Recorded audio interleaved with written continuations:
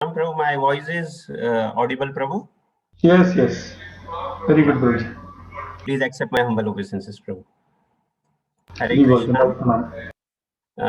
मंदिर द्वारा आयोजित हिंदी भगवद गीता क्लास में उपस्थित सभी वैष्णव जनों के चरणों में मेरा दंडवत प्रणाम स्वीकार करिए। मैं कृतज्ञता व्यक्त करता हूँ मंदिर के अध्यक्ष जी का, उपाध्यक्ष जी का और कार्यकारिणी सदस्यों एवं मेरे शिक्षा गुरुओं का, जिन्होंने मुझे आज इस अवसर प्रदान किया और मैं आपके समक्ष भगवान की महिमा का गुणगान कर सकूं, जिससे मेरा स्वयं की शुद्धि हो सके। आप सभी भक्तों से अनुरोध है कि आप अपना आशीर्वाद हमेशा मुझ पर बनाए रखना, ताकि मैं अपना शेष जीवन गुरु तथा गौरांग की सेवा में लगा रखूं। आज के वक्तव्य में मेरे से कोई भूल होती है तो कृपया करके मुझे क्षमा कीजिए। आज का सत्संग हम शुरू करते हैं। ओम नमो भगवते वासुदेवाय। ओम नमो भगवते वासुदेवाय। ओम नमो भगवते वासुदेवाय। आज हम भगवद गीता अध्याय 3 श्लोक क्रमांक 42 पर चर्चा करेंगे। सबसे पहले हम इस श्लोक से समझने से पहले हम देखते हैं ये जो चैप्टर है, इसका शीर्षक है कर्मयोग। इसे हम 5 भाग में डिवाइड कर सकते हैं ये जो चैप्टर को। सबसे पहला भाग 1 जो श्लोक क्रमांक 3.1 to 3.2, जहां त्याग या सकाम कर्म, अर्जुन प्रश्न पूछता है भगवान श्री कृष्ण से, त्याग या सकाम कर्म कौन सा श्रेष्ठ है। फिर सेक्शन 2 जो श्लोक क्रमांक 3.3 से 3.9, जिसके अंदर निष्काम कर्म योग के बारे में भगवान श्री कृष्ण ने बताया है। फिर सेक्शन 3 3.10 to 3.16, जहां कर्म कांड से कर्म योग तक भगवान ने इसके बारे में बहुत ही डिटेल में बताया है। फिर सेक्शन 4 3.17 to 3.35, जिसके अंदर निष्काम कर्म योग से सही उदाहरण, कैसे निष्काम कर्म योग कैसे सही उदाहरण है, ड्यूटीफुली एक्टिंग विदाउट अटैचमेंट, भगवान श्री कृष्ण बताते हैं। और हम अभी सेक्शन 5 जो हम चर्चा करेंगे आज, श्लोक क्रमांक 42, जो सेक्शन 5 है, श्लोक है 3.36 to 43, जिसके अंदर विषय वासना और क्रोध से सावधान रहे, भगवान इसमें बता रहे। तो हम सबसे पहले श्लोक क्रमांक 42 पे जाते हैं।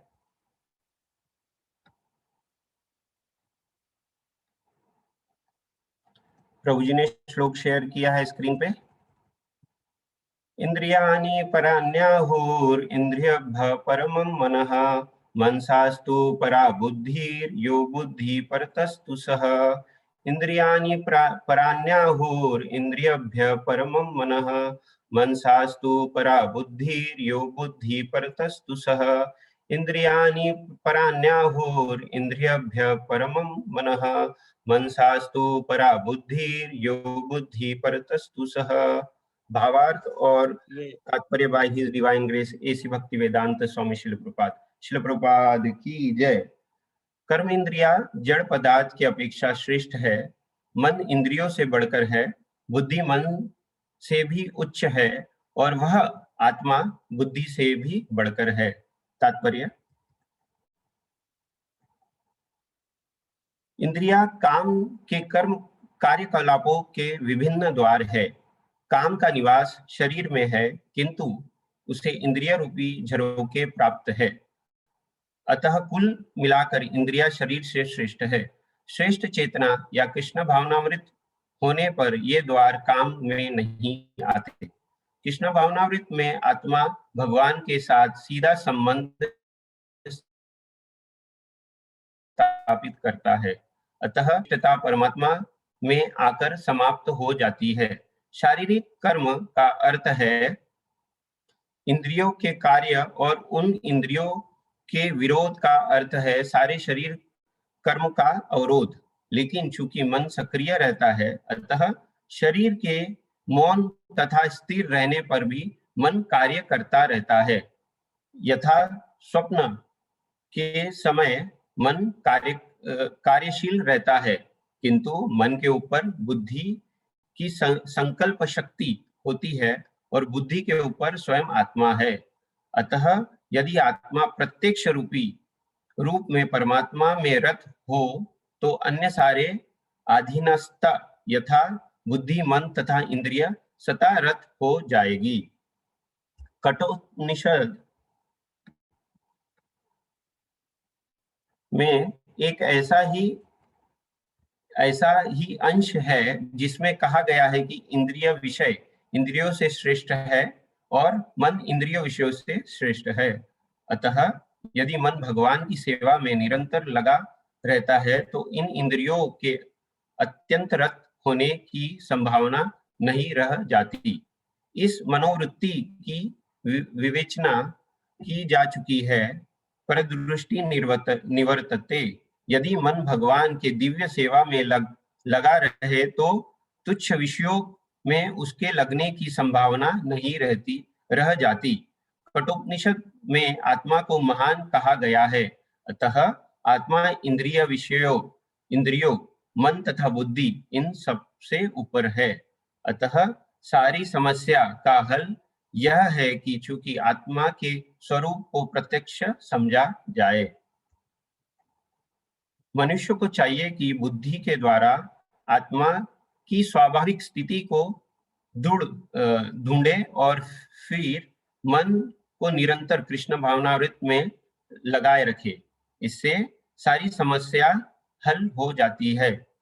सामंता नवदर्शित आत्मव्याधि को इंद्रिय विषयों से दूर रहने की सलाह दी जाती है, किंतु इसके साथ साथ मनुष्य को अपनी बुद्धि का उपयोग करके मन को सशक्त बनाना होता है।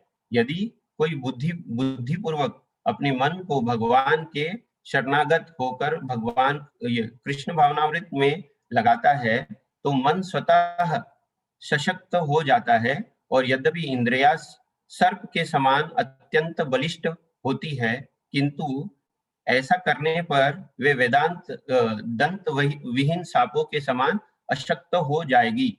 यद्यपि आत्मा बुद्धि, मन तथा इंद्रिया का भी स्वामी है, तो भी जब तक इसे कृष्णा की संगति या कृष्ण भावनामृत में सरूढ़ नहीं कर लिया जाता, तब तक चलायमान मन के कारण नीचे गिरने की पूरी संभावना बनी रहती है।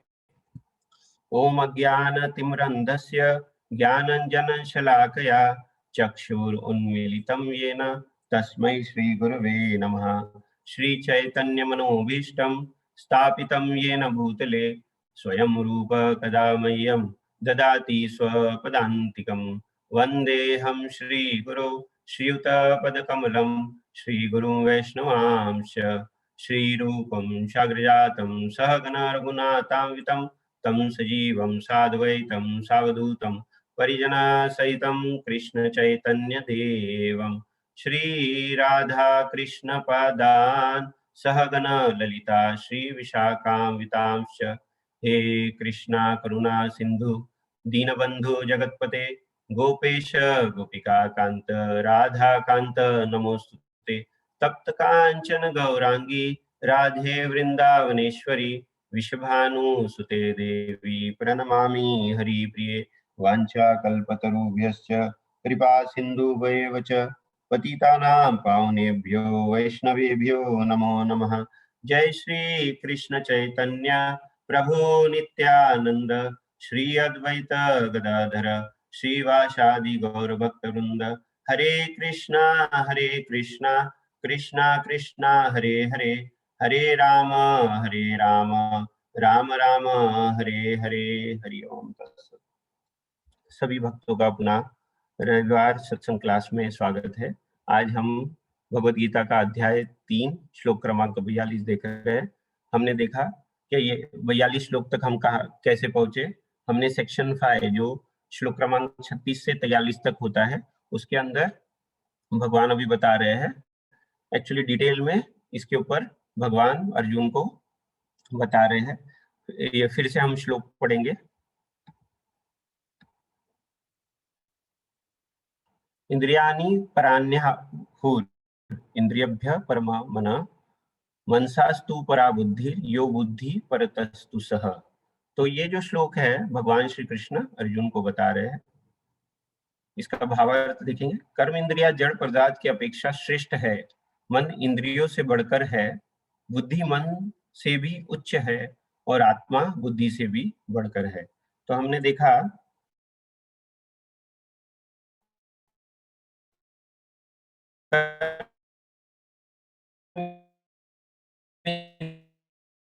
इंद्रिया जड़ से श्रेष्ठ है। फिर इंद्रियों के ऊपर क्या बता रहे हैं भगवान? मन इंद्रियों से बढ़कर है, और फिर बुद्धि मन से भी उच्च है और आत्मा बुद्धि से भी बढ़कर है। तो हम देखते हैं पहले श्लोक क्रमांक 40 में। श्लोक क्रमांक 40 में भगवान ने कहा कि काम शत्रु के 3 निवास स्थान है। कौन कौन से निवास स्थान है? काम शत्रु के कौन से 3 निवास स्थान है? इंद्रिया, मन और बुद्धि। फिर श्लोक क्रमांक 41 में भगवान ने कहा कि हमें सर्वप्रथम इंद्रियों को जीतकर अपने वश में करना होगा। तो हमने क्या देखा? पहले तो देखा काम शत्रु के 3 निवास स्थान है, इंद्रिया, मन और बुद्धि। फिर श्लोक क्रमांक 41 में भगवान फिर हमें क्या ज्ञान दे रहे हैं? सर्वप्रथम हमें इंद्रियों को जीतकर वश में करना होगा ताकि काम शत्रु का निवास स्थान ना बने। अब आगे भगवान इधर बता रहे हैं, अथवा एक दूसरी स्थिति भी हो सकती है जिसके अंदर काम शत्रु हमारे इंद्रिय, मन तथा बुद्धि पे पहले से अपना स्थान बना रखा हो, ये भी एक संभावना हो सकती है।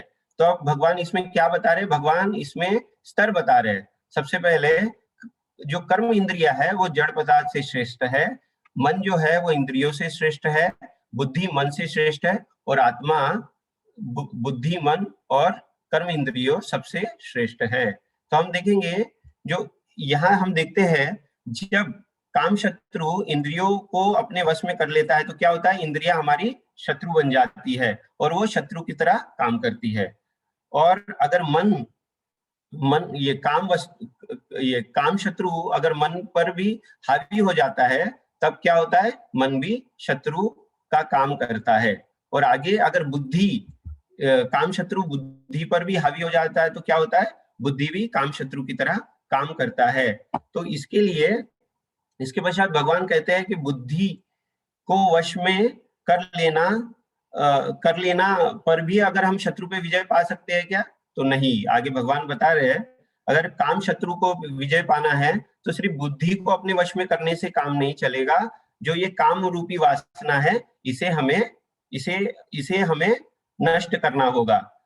इधर भगवान कृष्ण हमारे परम मित्र है, अतः वो हमें शत्रु के विभिन्न स्थानों के बारे में संक्षेप में जानकारी दे रहे हैं। क्या शत्रु कहाँ बैठा है और कौन सा शत्रु कितना श्रेष्ठ है और उसे कैसे नष्ट किया जाए।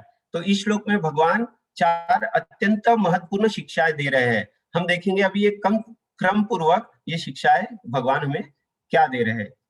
सबसे पहले इंद्रिया बलवान शत्रु है। तो सबसे पहले भगवान इसमें बता रहे हैं, क्या जो कर्म इंद्रिया है वो जड़ पदार्थ है, उससे श्रेष्ठ है।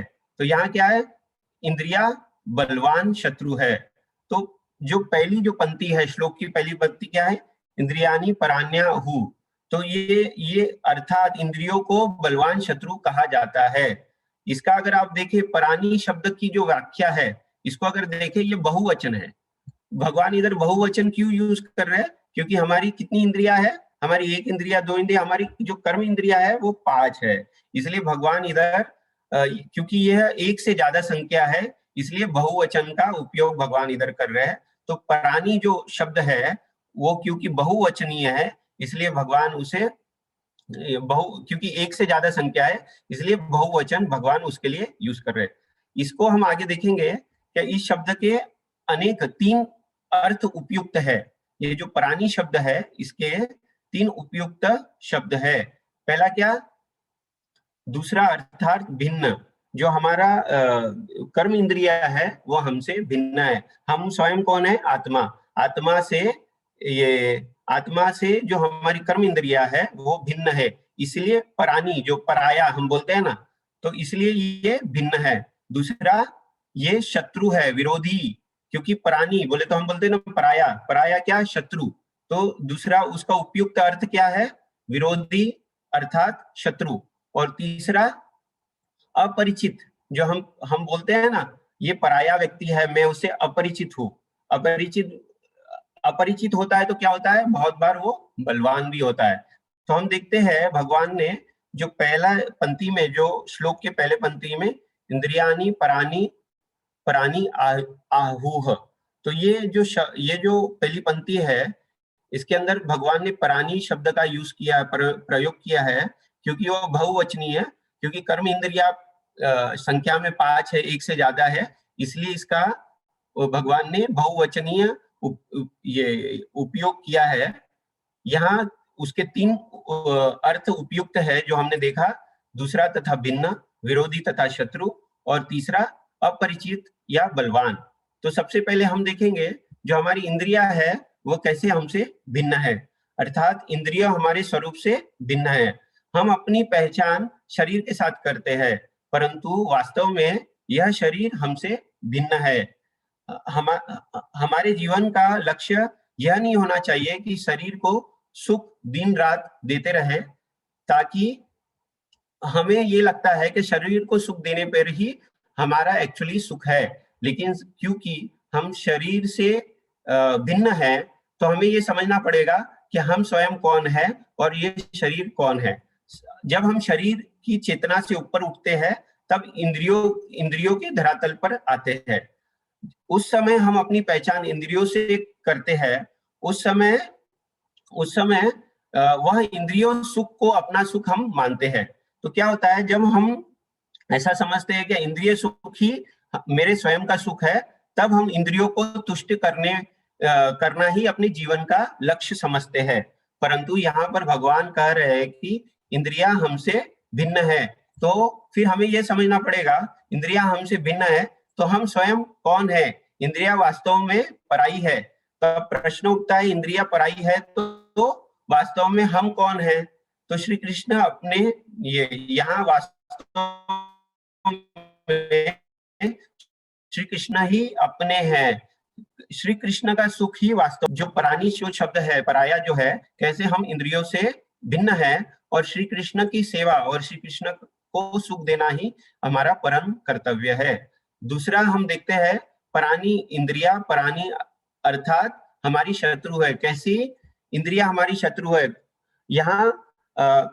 यहाँ भक्त लोग प्रश्न कर सकते हैं, क्यों हम इंद्रियों को अपना शत्रु कहला रहे हैं। यहाँ पर भगवान कह रहे हैं, इंद्रियानी परानी आयु, अर्थात इंद्रिया हमारी विरोधी अर्थात शत्रु है।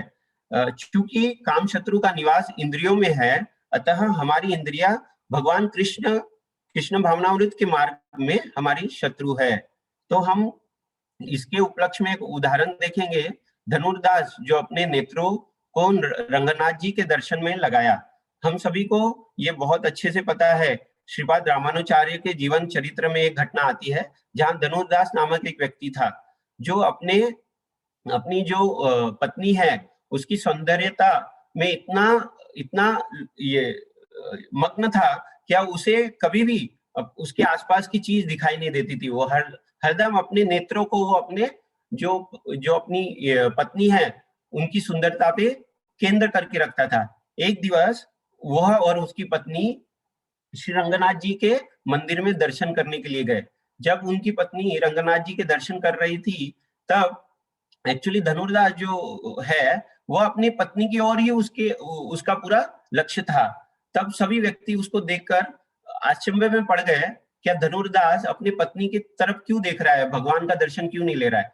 जब ये बात श्रीपाद रामानुजाचार्य को पता चली, तब उन्होंने धनुर्दास को बुलाया और पूछा, क्या भगवान के दर्शन क्यों नहीं ले रहे हो। तब धनुर्दास ने श्रीपाद रामानुजाचार्य को बताया कि पूरे पृथ्वी पे, मुझे पूरे ब्रह्मांड में ऐसे लगता है कि मेरी पत्नी ही सर्व सुंदर है, तो मैं उनकी सुंदरता के बिना और कुछ मुझे दिखता नहीं है। तब फिर श्रीपाद रामानुजाचार्य ने उनको बताया कि अगर मैं आपको इससे भी सुंदर अगर कोई वस्तु दिखाऊंगा तो आप उसको देखोगे क्या। तब फिर एक्चुअली श्रीपाद रामानुजाचार्य ने भगवान से, श्री रंगनाथ से प्रार्थना की और कहा क्या इस धनुर्दास को ऐसी नेत्र प्रदान करे ताकि वो आपका सौंदर्य देख पाए। तब फिर उन्होंने धनुर्दास को जब रंगनाथ जी के दर्शन करवाए ये प्रार्थना के द्वारा, तो ये धनुर्दास ने जब ये भगवान श्री रंगनाथ के दर्शन किए तो इतना मन मुग्ध हो गया। तब उसे पता चला कि एक्चुअली ये संसार की सभी चीजें इतनी फीकी है एक्चुअली रंगनाथ जी के सामने। तो हमें पता चलता है, ये इससे हमें क्या पता चलता है क्या, जो ये जो इंद्रिया है एक्चुअली वो कैसी हमारी शत्रु है, कैसे हम अगर भगवत भक्ति करना चाहते हैं तो हमें कैसे वो विचलित करती है। और भगवान भगवत गीता के 3रे अध्याय के 34वें श्लोक में भी कहते हैं कि इंद्रियों को अपने अपने विषयों में जो राग और द्वेष है वो उत्पन्न होते हैं। जब विषय वस्तु इंद्रियों के संपर्क में आती है तो राग और द्वेष उत्पन्न होता है, और वो राग और द्वेष एक्चुअली वो शत्रु है। तो इसका हमें तात्पर्य क्या मिलता है, क्या उसे हमें क्या करना पड़ेगा, हमें सदा शास्त्र, साधु और आचार्य के उपदेश के अनुसार ही कार्य करना चाहिए। तो यहाँ भगवान कह रहे हैं कि वास्तव में हमारी इंद्रियां हमारी शत्रु नहीं है, बल्कि इंद्रियों में स्थित राग और द्वेष हमारे शत्रु है। फिर हमने जो प्राणी जो शब्द है उसका तीसरा ये जो बहुवचन है इसमें देखा था कि वो बहुत बलवान है। हमें सभी को पता है कि हमारी जो इंद्रियां है वो बहुत ही बलवान है, और ये इवन अर्जुन भी भगवान से कह रहे हैं क्या इतनी बलवान है एक्चुअली मैं जो ये वायु को वश में कर सकता हूँ, लेकिन ये जो इंद्रिया है ना, मन और इंद्रिया, उसको वश में नहीं कर सकता। तो इसके उपलक्ष्य में हम देखते हैं जो एक कथा आती है, सोबरी मुनि की एक कथा आती है जिनको इंद्रियों ने धोखा दिया। हमें पता है कि सोबरी मुनि अपनी इंद्रियों को केंद्रित करने के लिए एक्चुअली वो जल में, यमुना जी नदी के जल में नीचे बैठते हैं और उन्हें लगता है कि मैं अब नदी के अंदर हूँ तो मेरी इंद्रियों के ऊपर कोई हावी नहीं होगा और मैं इंद्रियों को भगवान के ऊपर केंद्रित कर पाऊंगा। तब एक्चुअली वो जब ध्यान कर रहे थे तब वो ध्यान के अंदर एक्चुअली ध्यान करते करते उन्होंने जब अपनी आंखें खोली तो उन्होंने देखा कि ये मेल फिश और फीमेल फिश संभोग कर रही है, और वो इतने उत्तेजित हो गए क्या वो यमुना नदी से बाहर निकलकर राजा मानधाता जो है उनकी जो 50 कन्याओं के साथ विवाहित किया। तो आप देख सकते हो इस उदाहरण से कि हमारी इंद्रिया इतनी ये प्रबल है, इतनी बोले तो हटीली और इतनी बलवान है कि अगर हम इसे ठीक से काबू में नहीं रखेंगे तो ये हमें एक्चुअली इट कैन डोटेल us, it can distract us, हमें डिस्ट्रैक्ट कर देगी। तो हमने पहला देखा, सबसे पहला देखा क्या इंद्रिया जो है वह बहुत बलवान है और इंद्रिया हमसे भिन्न है और इंद्रिया हमारी शत्रु है। लेकिन इंद्रियों से ऊपर भगवान क्या बता रहे हैं, मन है। अभी देखेंगे मन कैसे है। बहुत बार हम देखते हैं कि हम जो है जब कोई कार्य करते हैं तो हमारी जो इंद्रिया है वो कार्य में लग जाती है, लेकिन मन जो है ना वो कार्य में नहीं लग पाता। तो हम देखते हैं कैसे मन इंद्रियों से सूक्ष्म है और इंद्रियों से बलवान है। मन इंद्रियों से भी अधिक सूक्ष्म है। इंद्रिया तो उस समय चंचल होती है, उसके विषय उनके समक्ष आते ही, परंतु मन तो विषयों के दूर रहने पर भी विषयों का चिंतन करते रहते हैं तथा वो चंचल हो जाते हैं। तो हम देखेंगे जैसे हमने इंद्रियों को देखा कि तीन जो प्राणी जो शब्द है, इधर भी भगवान मन के लिए भी प्राणी शब्द का यूज कर रहे हैं, प्रयोग कर रहे हैं। परम मनः ये शब्द का यूज कर दे, अर्थात इंद्रिया जितना अधिक हमारे स्वरूप से भिन्न है उससे अधिक मन हमारे स्वरूप से भिन्न है। तो हम फिर से देख सकते हैं कि कैसे मन हमसे भिन्न है। इस समय वह मन को हम क्या करते हैं, हम मन को सुख या दुख को अपना सुख दुख समझते हैं। हम सोचते हैं कि मन की संतुष्टि ही जीवन का लक्ष्य है। परंतु यहाँ पर भगवान कह रहे हैं क्या मन से हम भिन्न है, हमारी इंद्रियां हमसे जितनी भिन्न है उससे अधिक मन हमसे भिन्न है। जिस समय हम अपनी इंद्रियों को किसी कार्य में लगाते हैं उस समय इंद्रियों तो उस कार्य में लग जाती है परंतु मन भाग जाता है। इस बात से हमें पता चलता है कि हमारे स्वरूप से इंद्रियों की अपेक्षा मन अधिक भिन्न है। हाँ, अपने मन को प्रसन्न करने के बजाय श्री कृष्ण को प्रसन्न करने का प्रयास करना चाहिए। हमें क्या करना चाहिए? अपने मन को प्रसन्न करने के बजाय श्री कृष्ण को प्रसन्न करने का प्रयास करना चाहिए। श्री कृष्ण को प्रसन्न करने से हमें प्रसन्नता प्राप्त होगी, अन्यथा अपने मन को सुखी करने से हमें कभी भी सुख प्राप्त नहीं होगा। फिर मन हमारा शत्रु है। यहाँ पर फिर से इंद्रियाभ्य परमम मनः, अर्थात मन हमारी इंद्रियों से बढ़कर शत्रु है। कैसे? क्योंकि हम जब अपनी इंद्रियों को कोई कार्य में लगाते हैं तो कार्य में तो लग जाती है लेकिन हमारा मन चल विचल होता है। तो हमारे मन को एक्चुअली भगवान कृष्ण पूरे भगवत गीता में एक्चुअली बता रहे हैं बारंबार कि हमें हमारा मन कृष्ण भावनामृत में लगाना पड़ेगा, तब एक्चुअली ये हम शत्रु पर विजय पाएंगे। फिर ये भगवान भगवत गीता के 6वें अध्याय के 6th श्लोक में कहते हैं क्या मन ही हमारा सर्वश्रेष्ठ मित्र है तथा हमारा सबसे बड़ा शत्रु है। जिसने मन को जीत लिया है उसके लिए मन सर्वश्रेष्ठ मित्र है, किंतु जो ऐसा नहीं कर पाया उसके लिए मन सबसे बड़ा शत्रु है। इस श्लोक के तात्पर्य में श्रील प्रभुपाद लिखते हैं कि जो अपने मन को वश में नहीं कर सकता वह सतत परम शत्रु के साथ निवास करता है और इस तरह उसका जीवन और लक्ष्य दोनों ही नष्ट हो जाता है।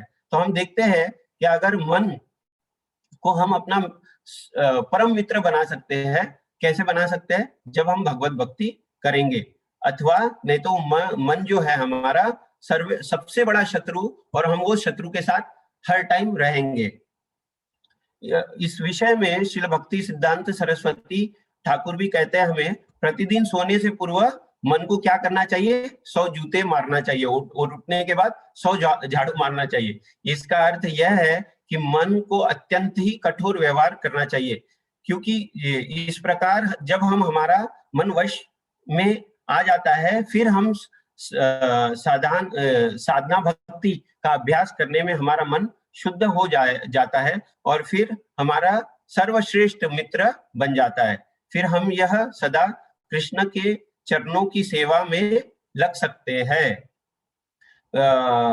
नरोत्तम दास ठाकुर कहते हैं विषय छड़िया कभी शुद्ध होबे मन, कभी हम बुझवो वृंदावन, अर्थात मेरा मन कब विषयों का त्याग करके शुद्ध होगा और जब मैं शुद्ध हो जाऊंगा तब मैं श्री वृंदावन धाम का दर्शन कर सकूंगा। तो हमें आचार्यगण बताते हैं कि हमें अपने मन को शुद्ध करना पड़ेगा और शुद्ध करने का उपाय आचार्यगण हमें बताते हैं। अगर हम डिवोशनल सर्विस जो हम देखते हैं एबीसीडी जो श्रील प्रभुपाद ने हमको दिया, A for association of devotees, B for Bhagavad Gita and Bhagavatam, reading Bhagavad Gita and Bhagavatam, C for chanting Hare Krishna mahamantra और D diet taking Krishna prasadam. तो ये जो 4 चीज करेंगे तो हम समझ पाएंगे कि हमारा मन धीरे धीरे भगवान के ऊपर केंद्रित हो सकता है, डिवोशनल सर्विस कर सकता है। फिर हम देखते हैं ये जो मन है बहुत ही बलवान है। क्यों मन बलवान है? क्योंकि मन बहुत हठीला है। और उसके बाद हम देखते हैं मन से ऊपर कौन है? मन से ऊपर भगवान बता रहे हैं मन से ऊपर एक्चुअली बुद्धि है। सो ये श्लोक के अगले शब्द में क्या बताते हैं भगवान? मनसा तु परा बुद्धि। यहाँ परा शब्द का यूज कर रहे हैं भगवान। फिर से एक्चुअली आप देखिए यहाँ पर देखते हैं भगवान ने बुद्धि के लिए पर शब्द का प्रयोग ना करके परा शब्द का प्रयोग किया है। इसका कारण यह है कि बुद्धि स्त्रीलिंग है। अब हमें भगवान सचेत कर रहे हैं कि हमें यह ना समझे कि मन को वश में कर लिया तो हमारा काम समाप्त हो गया है, ताकि हमें बुद्धि को भी अपने वश में करना पड़ेगा, और बुद्धि के बाद हमें जो सकाम ये जो काम है उसको भी अपने वश में करना पड़ेगा। तो आगे हम देखते हैं जो बुद्धि है वो कैसे मन से श्रेष्ठ है, क्योंकि बुद्धि जो है ना तर्क वितर्क कर पाएगी। मन बहुत बार हमें कार्य करने के लिए विचलित करता है, लेकिन बुद्धि क्योंकि जो तर्क वितर्क कर सकती है, हानि लाभ को पहचान सकती है, और उसके द्वारा हम समझ पाएंगे कि हमारे लिए क्या अच्छा है और क्या खराब है। इसलिए बुद्धि मन से श्रेष्ठ है।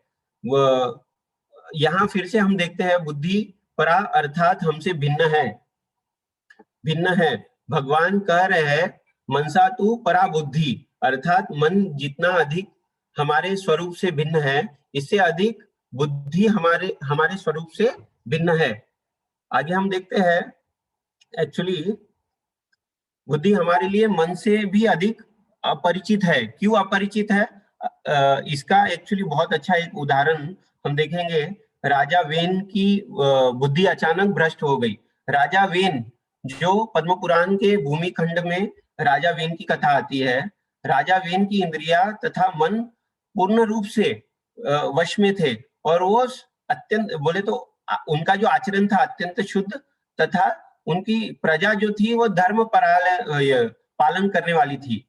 उसके बावजूद भी एक्चुअली उनकी बुद्धि अचानक से भ्रष्ट हो गई, क्योंकि उनके साम्राज्य में एक ऐसा अधार्मिक व्यक्ति आया और राजा को वेदों, यज्ञों और धर्म की निंदा करने लगा। वो सुनकर राजा की बुद्धि अचानक से भ्रष्ट हो गई, और उसके फलस्वरूप वेन ने अपनी भ्रष्ट बुद्धि के द्वारा उल्टे जो निश्चय है, बोलने वाले उल्टे डिसीजन है अपने साम्राज्य में लेने लगे। उन्होंने सबसे पहले क्या किया, अपने शासन में ब्राह्मण तथा दान देने वालों और वो जो स्वाध्याय करते थे उसको सबसे पहले बंद किया। फिर अपने पिता और माता एक्चुअली उनको भी पूजना बंद किया, और फिर उनकी जो बुद्धि थी वो रजोगुण में प्राप्त हुई, और उन्होंने अपना पूरा विश्वास खो दिया। तो हमें इस कहानी से क्या शिक्षा प्राप्त होती है? क्या जो बुद्धि है वो मन से भी श्रेष्ठ है, और अगर हम बुद्धि को एक्चुअली भगवान की, ये मन और बुद्धि को अगर भगवान की सेवा में लगाएंगे, तब एक्चुअली हम भगवत प्राप्ति को प्राप्त कर सकते हैं। बुद्धि से अधिक बलवान शत्रु काम है। आप देखिए अभी काम के बारे में बता रहे हैं, बुद्धि परतः तू सह, अर्थात बुद्धि से भी अधिक बलवान शत्रु काम है। तो हम देखते हैं अब हमें भगवान सचेत कर रहे हैं कि हम यह ना समझे कि बुद्धि को शुद्ध कर लेने के पश्चात हमारा कार्य समाप्त हो गया है। बुद्धि हमारी शत्रु थी, जिसे हमें शुद्ध करके उस पर विजय पा ली है, अर्थात बुद्धि से काम शत्रु को बाहर निकाल दिया है। अब हमारी इंद्रिया, मन तथा बुद्धि तीनों काम शत्रु से मुक्त हो गई है, अर्थात तीनों अब शत्रु होने के बजाय मित्र हो गए हैं। अब काम शत्रु अकेला पीछा हुआ है। तो यहाँ पर भगवान कह रहे हैं क्या, हमें युद्ध समाप्त नहीं हुआ है अभी, हमें क्या करना है, हमें काम रूपी शत्रु को पहले नष्ट करना पड़ेगा। हम देखते हैं क्या, जब कुरुक्षेत्र के मैदान पर जब पांडवों ने सभी शत्रुओं को अपना मार दिया था, लेकिन दुर्योधन अकेला बच गया था। जिस समय महाभारत के युद्ध में दुर्योधन की संपूर्ण सेना मारी गई थी, उस समय वह अकेला अपनी जान बचाकर भाग कर छिप गया था। उस समय कृष्ण ने पांडवों को आज्ञा दी कि दुर्योधन को खोज कर उसका वध करो, क्योंकि काम रूपी शत्रु जो है यद्यपि अभी खत्म नहीं हुआ है, तो हम एक्चुअली जो युद्ध है उसको विजय की घोषणा नहीं कर सकते हैं। तो हमें यहाँ देखते हैं कि श्रील प्रभुपाद ने यहाँ व्याख्या क्या दी है हमें। श्रील प्रभुपाद ने इस श्लोक की व्याख्या अन्य प्रकार से भी की है। यह व्याख्या अत्यंत उचित है। श्रील प्रभुपाद के अनुसार इंद्रिया, मन, बुद्धि तथा आत्मा चारों उत्तरोत्तर अधिक बलवान है। क्योंकि आत्मा सबसे ऊपर है, अतः आत्मा श्री कृष्ण की संगति के द्वारा अगर हम दृढ़ होकर बुद्धि को अपने वश में कर सकते हैं और फिर आत्मा बुद्धि के द्वारा मन को भी अपने वश में कर सकते हैं, उसके पश्चात मन के द्वारा इंद्रियों को नियंत्रित कर सकते हैं। इस प्रकार काम शत्रु को इंद्रिया, मन और बुद्धि से बाहर निकाला जा सकता है। अगर हम इसको, अब हम इस श्लोक से हमें क्या टेक होम लेसन मिलता है, यह हम देखेंगे। हम देखते हैं महाराज अम्बरीश की कथा, जिसके अंदर सवे मनः कृष्ण पदा रविंद्योर, जो महाराज अम्बरीश ने हमें बताया है कि उन्होंने हर टाइम अपनी पूरी इंद्रिया, मन और बुद्धि वो हर टाइम भगवान के जो चरण कमल है उसकी सेवा में लगाते थे। फिर हम देखते हैं एक्चुअली हम हाल ही में हनुमान जयंती आके गई, उसके अंदर हम देखते हैं कि हनुमान जी ने जब एक्चुअली मैं 5 मिनट और लूंगा। हनुमान जी के जो जीवन से हमें काफी सीख मिलती है। लेकिन हनुमान जी जब एक्चुअली सीता माता की खोज में लंका जाते हैं तो उन्होंने 3 बहुत महत्वपूर्ण कार्य किए। उन्होंने काफी सारे महत्वपूर्ण कार्य किए, लेकिन 3 उसमें से जो मुख्य कार्य है, सबसे पहले जब वो माता सीता को मिलते हैं तो वो अशोक वाटिका में मिलते हैं और अशोक वाटिका को सबसे पहले वो उजाड़ते हैं। फिर अशोक वाटिका को उजाड़ने के बाद वहां जो असुर है उनका संहार करते हैं। और तीसरा हम देखते हैं क्या वो जब माता सीता का जो समाचार भगवान राम के पास लेके आते हैं, उससे पहले उन्होंने क्या किया, लंका को दहन किया। तो एक्चुअली हम देखते हैं सबसे पहले उन्होंने अशोक वाटिका को नष्ट किया। तो अशोक वाटिका किसको दर्शाती है? अशोक वाटिका जो है वो एक्चुअली अशोक वाटिका के अंदर कौन रहती है? अशोक वाटिका के अंदर मदर सीता, जो भक्ति के प्रतीक है, वो रहती है। तो सबसे पहले हमें माया रूपी जगत जो अशोक वाटिका को दर्शाती है, उसका जो है हमें उसको उखाड़ना पड़ेगा। माया रूपी जो जगत है जो अशोक वाटिका को दर्शाता है, उसे सबसे पहले हमें क्या करना पड़ेगा? उसको उखाड़ फेंकना पड़ेगा। तब फिर भक्ति देवी जो माता सीता है वो हमारे हृदय में आकर बसेगी। तो हम सबसे पहले देखते हैं भगवान ये हनुमान जी सबसे पहले अशोक वाटिका को नष्ट करते हैं। तो हमें सबसे पहले माया रूपी जो जगत है उसको नष्ट करना पड़ेगा। दूसरा हम देखते हैं उन्होंने वहां जो असुरगण है उसका संहार किया। जो उसको ये किसका प्रतीक है? हमारे हृदय में बहुत सारे जो विकार है, काम, क्रोध, लोभ, मोह, मत्सर, इसको सबसे पहले हमको इसको नष्ट करना पड़ेगा। जब हम इसको नष्ट करेंगे, हमारे हृदय में भक्ति जो ऑलरेडी है, भक्ति का जो बीज है वो जागृत होगा। तो हम देखते हैं कि हृदय में बैठे हुए जो विकार है वो किसको दर्शाते हैं? वो जो अशोक वाटिका में जो असुरगण थे, जिसको हनुमान जी ने एक्चुअली संहार किया था, उसी तरह हम लोग भी हमारे जो हृदय के अंदर जो सर्व काम, क्रोध, लोभ, मोह, मत्सर है, इसको नष्ट करना पड़ेगा। तब फिर हम भक्ति देवी को प्राप्त कर सकते हैं। और तीसरा कार्य जो हनुमान जी ने किया, लंका से निकलने से पहले लंका का दहन किया। तो लंका दहन एक्चुअली हनुमान जी सबसे पहले एक्चुअली जब लंका में घुस रहे थे, जब लंकनी को एक्चुअली उन्होंने मारा, तो लंकनी किसको दर्शाती है? गलत विचार धारणा और कुसंगति को। तो हमें भी अगर अपने हृदय में एक्चुअली भक्ति लता को उत्पन्न करना है, तो हमें क्या करना पड़ेगा? लंका को दहन करना पड़ेगा। लंका को दहन करना है, उसका मतलब क्या है? गलत विचारों और कुसंगति को छोड़ना पड़ेगा। तब हमारे हृदय में एक्चुअली जो सीता देवी है, जो भक्ति की प्रतीक है, वह हमारे हृदय में जागृत होगी। तब हमें भगवत भक्ति मिलेगी। तो मेरी जो क्लास है उसको मैं जस्ट संक्षेप में रिकैप करता हूँ। हमने देखा भगवान कृष्ण एक्चुअली ये पोजीशन बता रहे हैं। सबसे पहले इंद्रिय से ऊपर मन से ऊपर बुद्धि, और बुद्धि से ऊपर स्वयं हम जो आत्मा है। फिर कर्म इंद्रिय जो है वो जड़ पदार्थ से ऊपर है, कर्मेंद्रियों से ऊपर बुद्धि है, बुद्धि से ऊपर मन, और मन से ऊपर हम स्वयं जीवात्मा है।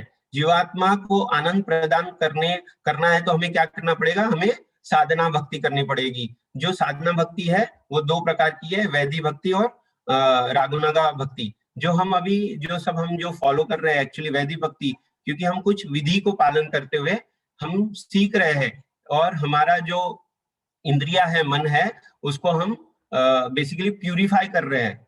फिर हमने देखा गुरु और साधु के शरण में हम जब जाएंगे और उनकी वाणी जब सुनेंगे तब हम ये कर पाएंगे।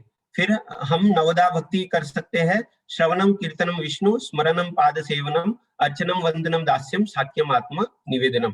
फिर हमने देखा कि कैसे हम अगर एबीसीडी करते हैं डिवोशनल सर्विस में, A for association of devotee, B for reading Bhagavad Gita and Bhagavatam, C for chanting Hare Krishna mahamantra, D for diet of Krishna's prasadam, तो हमें भगवत प्राप्त हो सकती है। फिर हमने देखा कैसे हनुमान जी के जीवन से हमें काफी सारी सीख मिलती है, लेकिन इसमें से हमने देखा कि हनुमान जी जब लंका में जाते हैं अशोक वाटिका में, तो अशोक वाटिका में उन्होंने बहुत सारे कार्य किए, लेकिन उसमें से 3 जो प्रमुख कार्य किए, उन्होंने अशोक वाटिका का तहस नहस किया।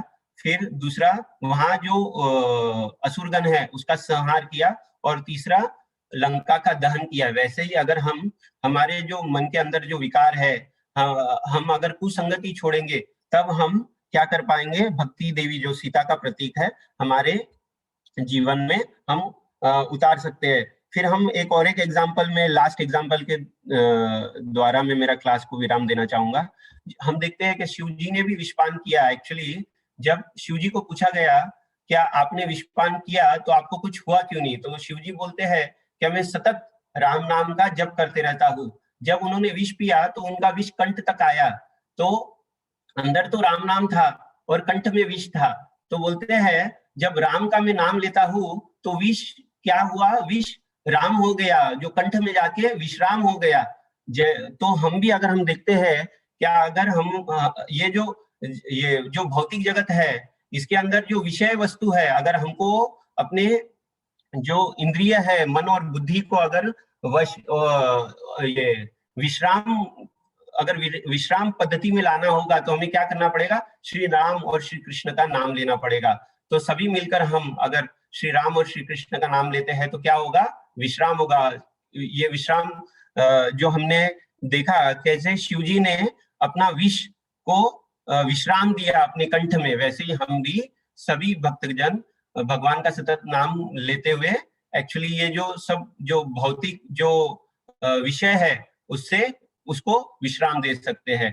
तो मुझे पता है कि मेरे जो आज क्लास में काफी सारी त्रुटि हुई, तो मुझे प्लीज क्षमा करना। आज मेरी पहली क्लास थी और यहाँ सब भक्तगण जो वैष्णव यहाँ मौजूद है उनके श्री चरणों में प्रणाम स्वीकार करिए। अगर कोई त्रुटि हुई तो माफ करना, और अगर किसका कोई प्रश्न है तो यहाँ उपस्थित वरिष्ठ भक्तगण उसका उत्तर दे सकते हैं। हरे कृष्णा, दंडवत प्रणाम। Sorry bro, I am 2 minutes late.